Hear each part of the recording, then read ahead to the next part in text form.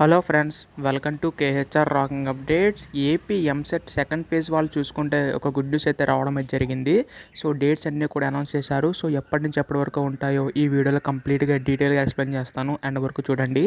అంతకంటే ముందు ఛానల్ని సబ్స్క్రైబ్ చేసుకోకపోతే దయచేసి ఛానల్ని సబ్స్క్రైబ్ చేసుకోండి. మీ యొక్క సపోర్ట్ ఉంటే ఇలాంటి వీడియోస్ నేను ఇంకా చేయగలుగుతాను. So please to subscribe. ఇంకా ఆలస్యం చేయకుండా వీడియోలోకి అయితే వెళ్ళిపోదాం. చాలా మందికి ఒక మంచి కంపెనీలో హై పే టెక్ జాబ్ తెచ్చుకోవాలని ఉంటుంది. దానికోసం ఎలా ప్రిపేర్ అవ్వాలో తెలియదు. సో రివాంకో టెక్నాలజీస్ వాళ్ళు ఒక ఫ్రీ వెబినార్ అయితే కండక్ట్ చేస్తున్నారు. సో దీనివల్ల మీకు హై పే టెక్ జాబ్ ఎలా తెచ్చుకోవాలో వాళ్ళు మీకు చెప్తారు. ఇందుకోసం డిస్క్రిప్షన్లో ఉన్న లింక్ క్లిక్ చేసి రిజిస్టర్ అవ్వండి.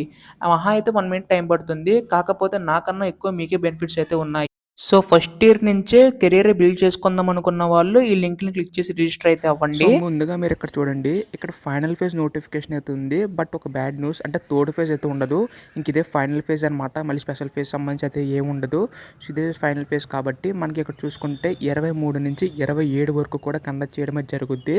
సో అఫీషియల్ వెబ్సైట్లో మనకు కూడా అప్డేట్ చేస్తారు. సో ఈ రోజుతో సెల్ఫ్ రిపోర్టింగ్ కంప్లీట్ అయిపోయిన తర్వాత రేపు నుంచి registration, online set verification, option entry మొత్తం అంతా కూడా 23 నుంచి 27 తేదీ వరకు ఉంటుంది. సో డీటెయిల్గా వెళ్తున్నట్టయితే మనకి ఇక్కడ చూడండి, ఈ నెల 23 నుంచి 25 లోపు పూర్తి చేయాలని చెప్పేసి ఉంది. అంటే ఫీజు ఎవరైతే చేసుకోవాలనుకుంటున్నారో ఆన్లైన్ రిజిస్ట్రేషన్ కానీ ప్రాసెసింగ్ ఫీజు కానీ 23 నుంచి 25 వరకు చేయాలని చెప్పేసి అన్నారు. అలాగే మనకి ఇక్కడ చూసుకుంటే 23 నుంచి 26 వరకు కూడా ధ్రువపత్ర పరిశీలన ఉంటుంది. అంటే సర్టిఫికేట్ వెరిఫికేషన్ అయితే ఉంటుందన్నమాట. అలాగే 24 నుంచి 26 వరకు కూడా వెబ్ ఆప్షన్స్ అయితే పెట్టుకోవచ్చు. సో ఈ విధంగా మనకి 27న మార్చుకోవడానికి వెసులుబాటు కనిపించారు. అలాగే 30 చూసుకుంటే సీట్లు అయితే వచ్చేస్తాయి. అంటే సీట్ అలాట్మెంట్ అయితే ఇస్తారు. అలాగే ఆగస్టు 3లోగా విద్యార్థులు ఆయా కళాశాలలు వ్యక్తిగతంగా హాజరు కావాల్సి ఉంటుంది. అంటే సెల్ఫ్ రిపోర్టింగ్ చేయవలసి ఉంటుంది. సో ఈ విధంగా మనకైతే డేట్స్ అయితే అనౌన్స్ చేశారు. సో అఫీషియల్ నోటిఫికేషన్ రాగానే మీకు అయితే ఇప్పుడు ఈ విధంగా చేయాలి. సెకండ్ ఫేజ్ సంబంధించి అసలు ఫస్ట్ ఫేజ్లో చేయకుండా తప్పులు ఏంటి, సెకండ్ ఫేజ్లో ఎలా చేస్తే మీకు సీట్ వస్తుంది, ప్రతిదీ కూడా మన ఛానల్ మీకు గైడెన్స్ ఇస్తుంది.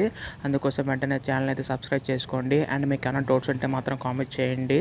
So thanks for watching guys. Bye now.